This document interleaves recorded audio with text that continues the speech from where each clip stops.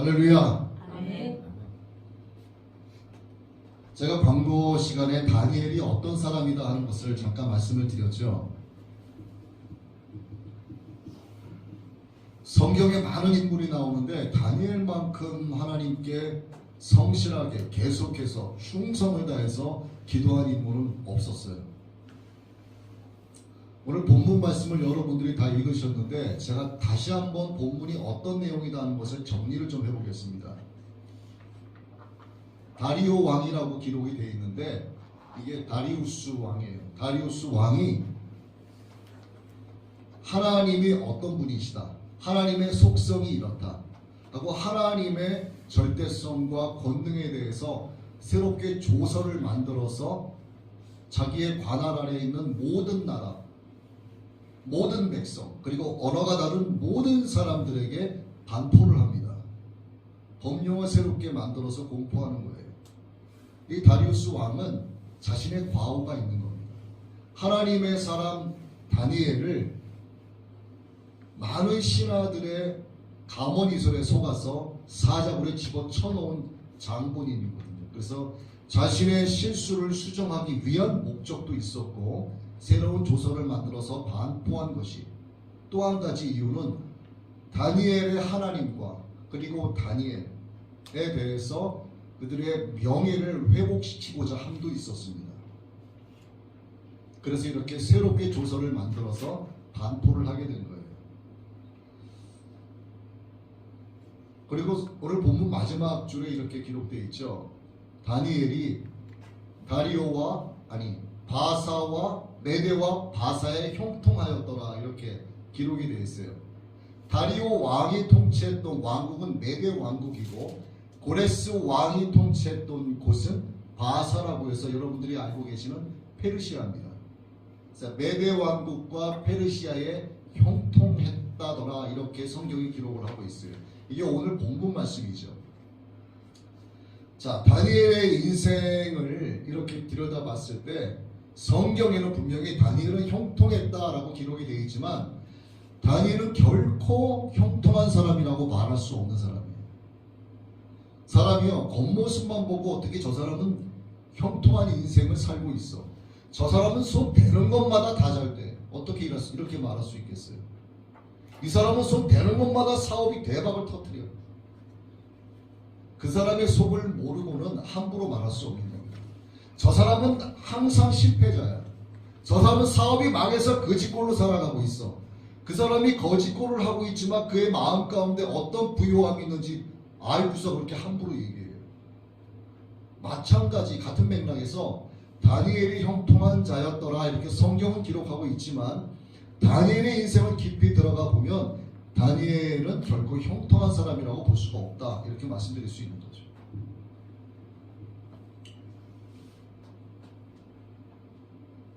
성경에 야곱과 요셉이라는 인물도 나옵니다. 야곱이라는 사람은 12자녀가 있었어요. 그리고 야곱은 굉장한 시련을 많이 겪었습니다. 12명의 자녀들이 치는 사건 사고를 수습하는 것도 힘들었고, 좌우지간 자기가 사랑하는 아들 요셉이 죽었다라고 하는 것을 다른 아들들로부터 들음으로써 그 죽은 아들에 대한 그리움 때문에 살아있지만 죽은 자처럼 살았죠. 그런데 야곱이 죽을 때는 어떻게 장사를 치렀냐 하면 바로라고 하는 왕이 있는데 그 왕이 장례 행렬을 하는 것처럼 왕의 장례식처럼 장례를 치렀어요. 그리고 야곱의 이름은 하나님께서 이스라엘이라는 이름으로 바꿔주셨습니다. 지금의 이스라엘이 바로 야곱의 이름을 하나님이 바꿔주신 거예요. 그러면 야곱의 이스라엘이라는 이름, 야곱이 죽을 때 왕과 같은 장례식을 치렀다는 것만을 가지고 야곱은 형통한 인생을 살았다라고 말할 수 있을까? 그럴 수 없다는 거예요. 야곱의 깊은 삶을 들여다보면 그는 굉장한 고난의 세월을 살았습니다. 또 야곱의 아들 가운데 요셉이라는 사람이 있죠. 여러분이 알고 계시는 이집트의 최고 총리를 지낸 요셉. 요셉의 삶을 보면은, 결과만 보면은 굉장한 사람이죠. 굉장한 호의호식을 하고 부자로 살았고 막강한 권력을 갖고 있습니다. 심지어는 왕이 자신의 인장 반지까지 빼서 요셉에게 줄 정도로 요셉은 이집트 전체를 치리한 통치자였어요. 딱 봤을 때 형통한 사람처럼 보이죠. 그러나 요셉의 인생을 들여다보면 굉장한 고난이었습니다. 형들에게 노예로 팔려나가서 노예 생활을 굉장히 오래 했어요. 노예 생활하다가 억울한 누명을 받고 감옥살이를 또 오래 했습니다. 감옥에서도 또 배반을 당해요. 그 인생이 근 20년 가까이 되는 거예요. 그리고 나서 애굽의 총리가 됩니다. 결과만 놓고 사람을 평가해서는 안 된다는 얘기죠. 이 다니엘이라고 하는 인물은 말이죠, 10대 때에 포로로 잡혀옵니다. 유대 민족이 망하고 예루살렘 성이 망가지면서 포로로 잡혀와서 지금 그의 나이가 90을 바라보고 있는 고령이에요. 그리고 3대 왕조를 거칩니다. 느부갓네살 왕조를 거치고 벨사살 왕조를 거치고 지금 현재 다리우스 왕조의 수석 총리로 있는 사람이죠. 자, 그가 3대 왕조를 거치는 동안에 그의 신분은 뭐다? 포로다. 그는 변함이 없어요. 그는 포로예요, 그냥. 그렇지만 워낙 명석하고 지혜롭고 하나님만을 경외하기에 하나님께서 그를 항상 최고의 직위에 앉히신 거죠. 그러나 그에게는 채워지지 않는 게 있었습니다. 여러분도 다 있으실 거예요. 고향으로 가고 싶은 마음, 향수병이 있는 겁니다. 내 부모님과 함께 살았던 그곳 예루살렘, 하나님의 성전이 있던 그곳을 가고 싶은데 그게 채워지지 않는 겁니다. 또 그는 최고의 직위를 가진 신하로서 각 왕조를 지나면서 국가를 통치했지만, 다스렸지만 자기 밑에 있는 수많은 신하들 가운데 자기를 대적하는 사람들이 너무나 많았어요. 시기 질투의 대상 1순위가 다니엘이었고요.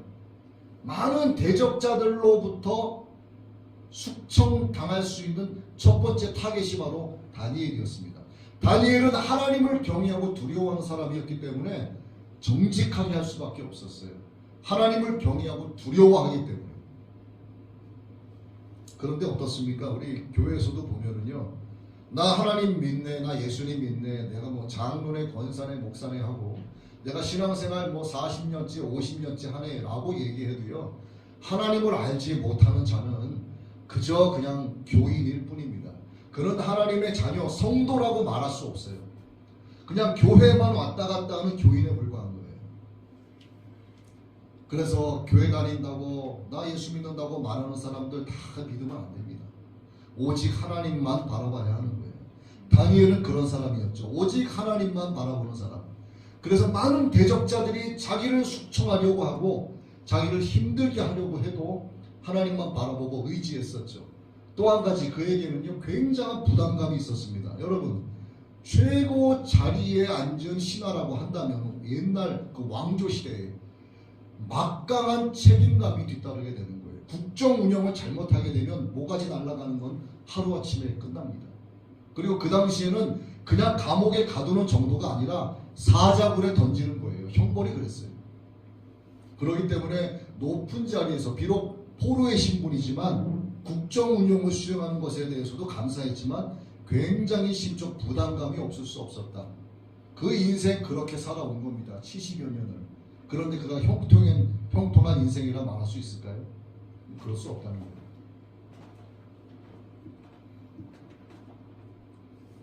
다니엘이 늘 하나님 앞에 기도한 게 뭐냐면, 하나님, 예루살렘, 내가 살던 그곳으로 돌아가게 해주십시오. 이제 포로의 신분에서 벗어나서 내가 그냥 평민으로 살아도 좋으니 나 제발 하나님, 나 예루살렘, 하나님의 성전이 있는 그곳으로 나를 돌려보내달라고 일생 동안 기도합니다.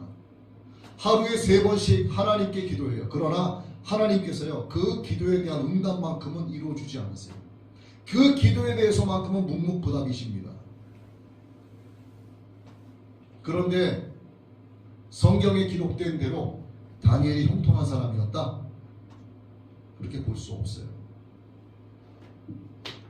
자, 그럼 여러분의 인생을 한번 돌아보세요. 아, 나는 지금 형통한 삶을 살고 있습니다 하시는 분 몇 분이나 계십니까? 나는 늘 인생이 꼬여 있습니다. 내 인생은 늘 불통입니다. 이렇게 말하는 사람들이 아마 훨씬 많을 거예요. 근데 이게 형통이다 불통이다 이것도 관점에 따라서 다르죠. 사람의 눈으로 보기에 형통한 인생을 살아가는 것 같지만 하나님 보시기에 그는 사망의 길을 가고 있는 자일 수 있고, 사람의 보기에 거짓골하며 살아가고 있는 것 같지만 하나님 보시기에 그는 흡족한 자예요. 하나님이 긍휼히 여기시는 자이기 때문에 그는 하나님께서 허락하신 생명의 길을 가고 있는 자입니다. 그러면 누가 형통한 사람일까요? 후자의 사람이죠. 하나님은 다니엘이 3대 왕조를 지나는 동안에도 그의 믿음이 부도나지 않기를 원하셨어요. 그가 왕조가 지나가는 시점에서도 항상 다니엘이 하나님 자신을 향하여 늘 깨어 기도하는 자가 되기를 원하고 계셨습니다. 그래서 다니엘을 형통한 사람으로 하나님이 만들어주고 싶으셨어요. 하나님은 오늘 이렇게 저와 여러분을 형통한 인생이 되기를 원하고 계신다는 얘기입니다. 하나님의 그 바라심이, 하나님의 그 마음이 꼭 다니엘에게만 향해 있을까? 아니죠. 하나님은 어제나 오늘이나 영원토록 동일하신 분이시기 때문에 다니엘에게 원하시는 그 마음이 오늘 저와 여러분을 향해 있다는 얘기입니다.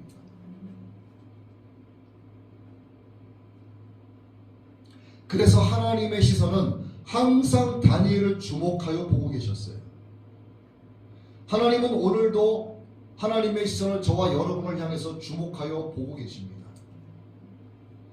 하나님의 귀는요 항상 다니엘의 기도를 향해 있었어요.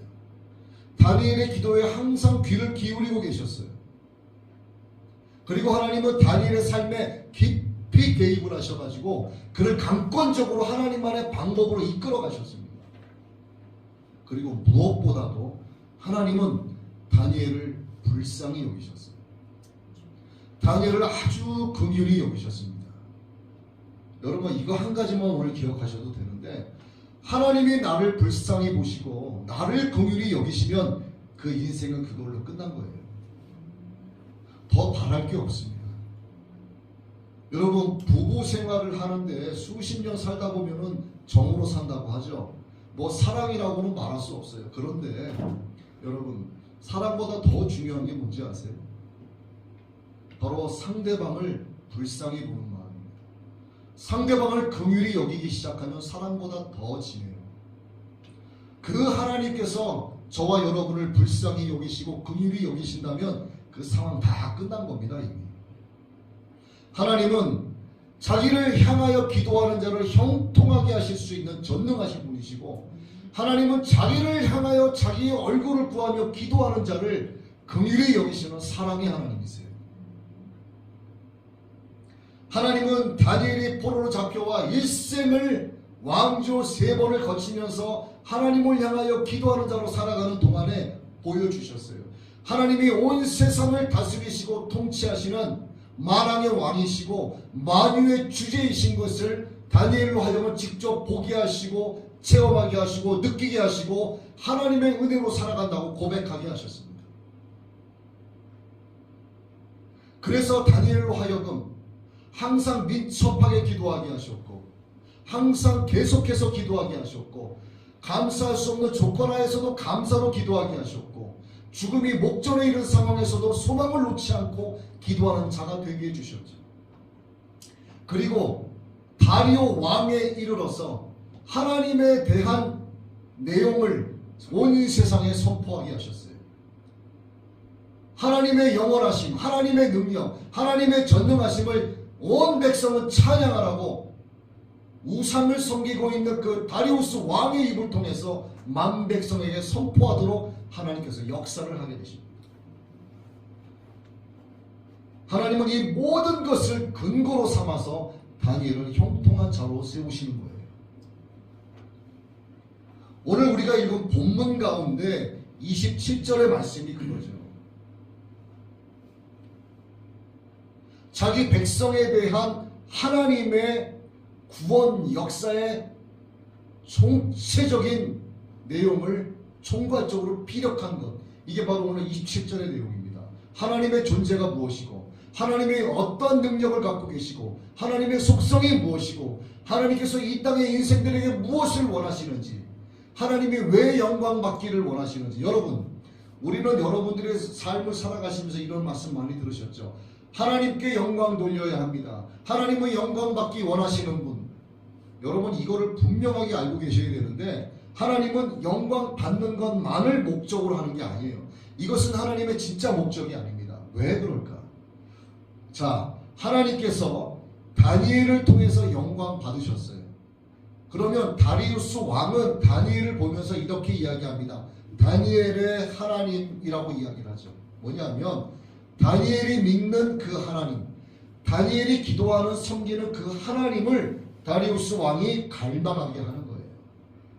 여러분들이 믿는 예수 그리스도, 여러분들이 믿는 그 하나님을 여러분들을 통해서 여러분 주변의 사람들이 그 하나님을 갈망하게 만드는 겁니다. 갈망하는 그들에게 하나님께서 그들을 긍휼히 여기시고 그들에게 구원의 역사를 베푸시기 위한 것이 하나님께서 영광 받으시고자 하시는 목적이라는 얘기예요.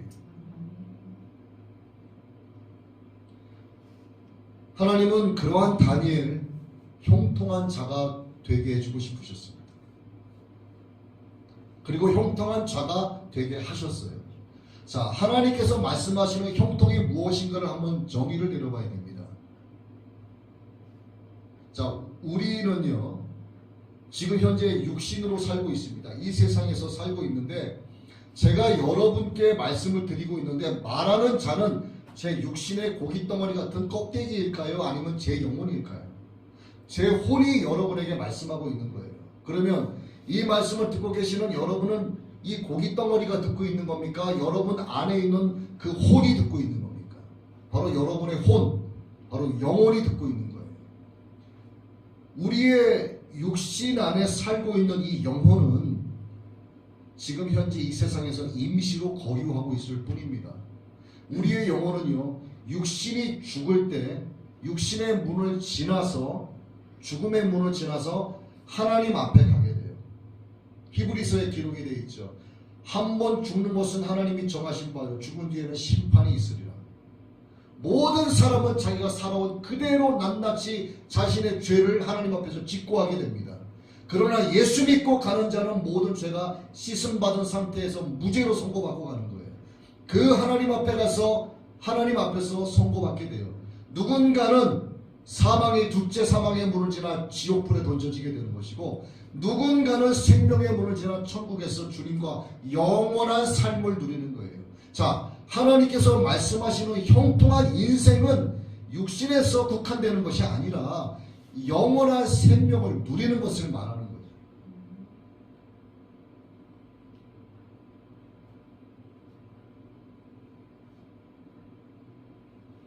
하나님은 우리가 그렇게 형통한 인생이 되기를 원하고 계십니다. 그래서 기도하는 자는 형통한 인생이 되는 거예요.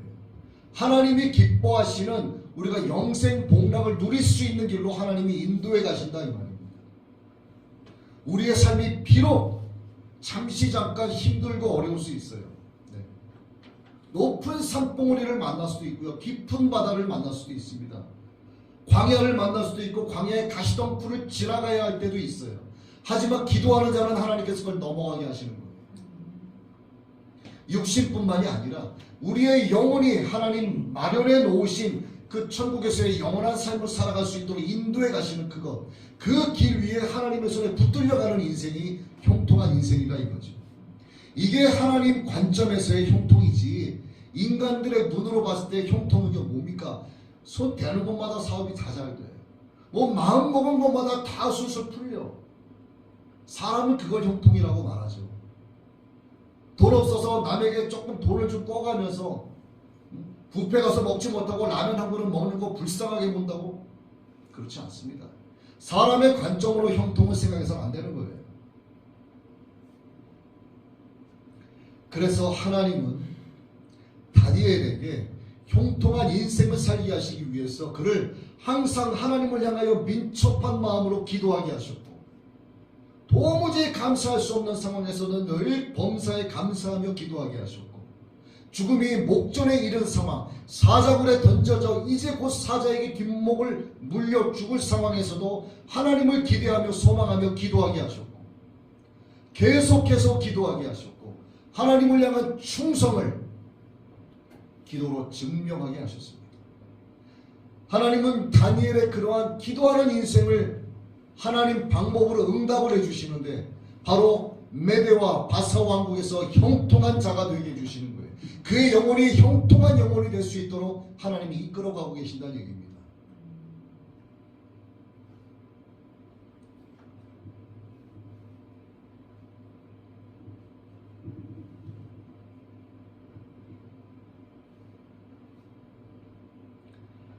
하나님께서 오늘 저와 여러분에게 원하시는 것이 있어요. 하나님 관점에서 하나님만의 방법으로 저와 여러분의 삶에 깊이 개입하셔서 하나님께서 이끌어가길 원하고 계십니다. 다니엘을 형통한 인생이 되게 하신 것처럼 오늘 저와 여러분을 하나님은 형통한 인생이 되게 해주고 싶으신 거예요.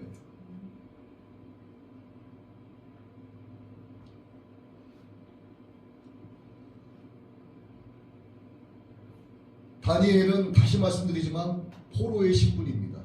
아무리 국정 운영을 수행하는 수석 총리의 자리에 있어도 그는 포로일 뿐입니다. 그런데도 하나님은 그를 최고의 직위에 앉혀놓으셨어요.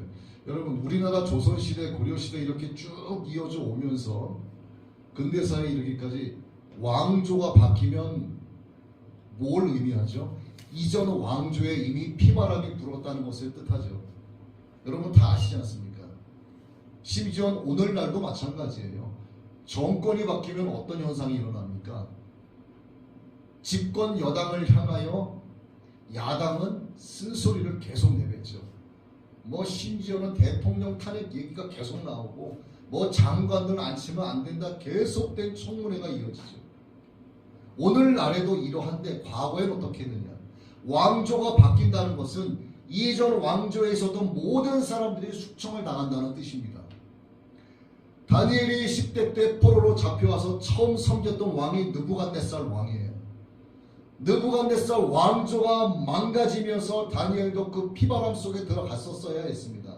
그런데 그거를 침공한 벨사살 왕이 다니엘을 건져내고 다니엘을 자신의 신하로 삼아요. 벌써 벨사살이라고 하는 두 번째 왕을 섬기고 있는 거죠. 자, 벨사살 왕은 다리오 왕에게 침공을 당합니다. 벨사살 왕조는 완전히 쑥대밭이 되고 피바람이 불어요. 다리우스 왕은 다니엘을 거기서 또 건져내서 자신의 신하로 삼아요. 매 왕조마다 피바람이 불었지만 하나님은 하나님의 능력대로 하나님만의 방법으로 다니엘을 이끌어 가시면서 매 왕조에서 왕조를 국정을 운영한 자로 하나님이 세우신 겁니다.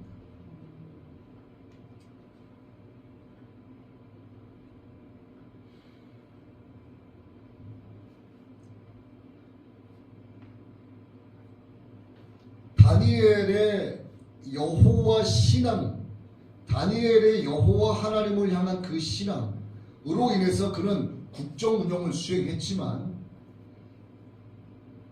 자만심 가득함으로 거만하게 운영을 한 것이 아니라 신앙적인 자존감으로 당당하게 운영을 한 거예요.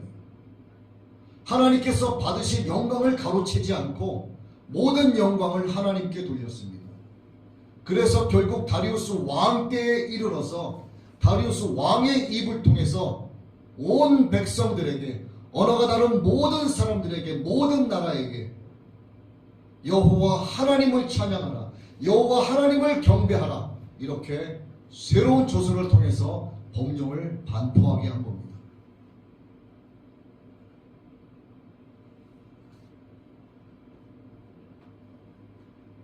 그래서 기도는 마치 비행기와 같아요.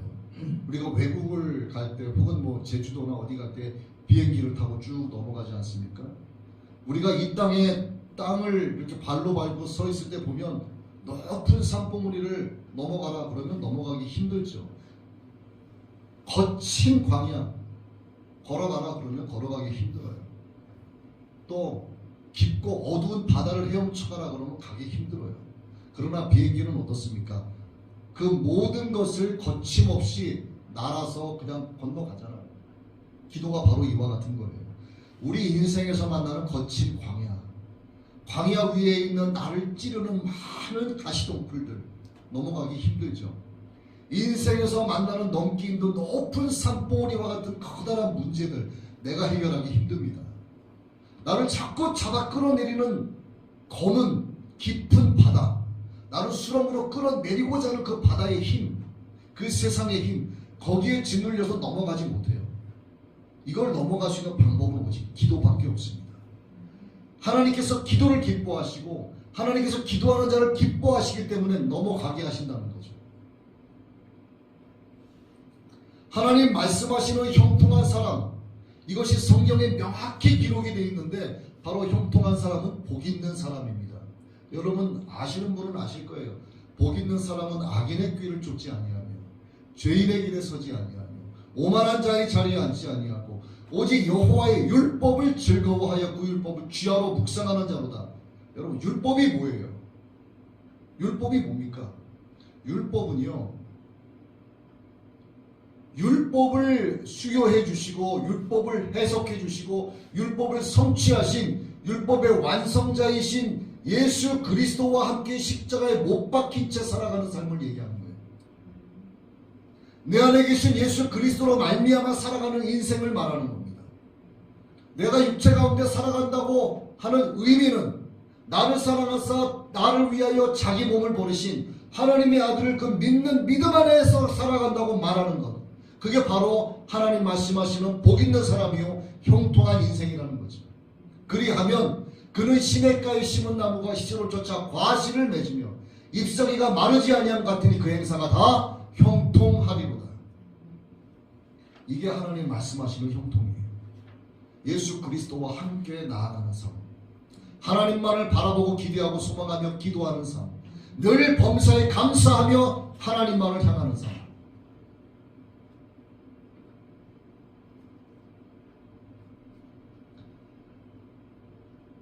과거에 큰 사업을 진행을 하다가 승승장구하면서 잘 나갔을 때 제 주변에 있는 사람들은 저한테 그랬어요. 어떻게 맨주먹으로 여기까지 일구어 왔냐, 굉장하다, 막 칭찬 일색이었습니다. 저는 그때 아주 솔깃해서 야 그래 맞아. 그래서 아마 그때 잘 됐으면 그 당시에 KBS 제작국장과 또 그 드라마 그 제작하는 그런 업체와 같이 현장에 가서 현빈을 주인공으로 해서 드라마도 이제 만들려고 했고, 우리 사업체를 놓고 그러면서 이제 뭐 로케이션으로 해서 중국과 우리가 합작으로 드라마를 이제 좀 이런 것도 이제 많은 계획을 세우고, 근데 참 많은 사람들이 저랑 가까이 있으려고 하고 야 대단하다고 막 형통한 인생이라고 막 이렇게 얘기했는데, 그때 하나님께서 저를 보시면서 뭐라고 하셨을 것 같아요? 그래 한번 네 갈 때까지 가봐라 그러셨겠죠. 사람들은 저한테 그렇게 얘기했지만 그 당시에 하나님 보시기에 저는 형통한 삶을 살고 있지 않았어요. 저는 사망의 길을 가고 있었을 뿐입니다. 그런데 하나님께서 때가 돼서 저를 확 무너뜨리시고 지하 저 바닥에 처박아 놓으셨죠. 그때 사람들은 저를 향해서 손가락질을 합니다.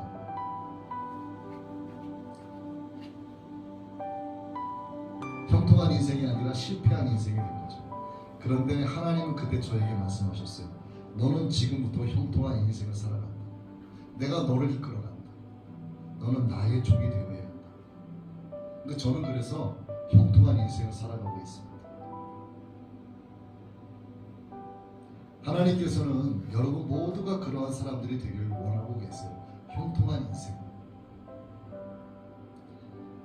오늘 우리가 다니엘 말씀을 이제 정리를 하게 되는데, 다니엘서를 통해서 7번 다니엘과 함께 떠나는 7주간의 기도 여행을 통해서 하나님께서 여러분에게 말씀하시고자 하시는 내용을 총괄적으로 정리를 한번 해봅니다. 하나님은요, 첫째, 하나님을 향하여 민첩한 마음을 갖고 늘 민첩하게 기도하는 자가 되기를 원하세요. 기도를 미루지 말라는 얘기입니다. 두 번째, 하나님을 향하여 충성을 다하되 기도로서 너의 충성을 증명하라, 이렇게 말씀하세요.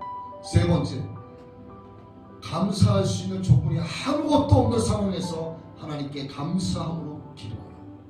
우리 주님도 말씀하셨죠. 너희 구할 것을 감사함으로 구하라. 그러하면 하나님께서 너의 쓸 것을 모든 것을 채우신다고 주님 말씀하셨어요. 네 번째, 소망을 품고 기도하라. 하나님만을 기대하라는 거죠. 다섯 번째, 계속해서 기도하라. 곧 쉬지 말고 기도하라는 겁니다. 그리하면 내가 너를 형통한 인생이 되게 하겠다라고 약속을 하시는 거예요. 오늘 하나님께서 다니엘서를 통해서 우리에게 약속해 주신 말씀이 바로 이겁니다.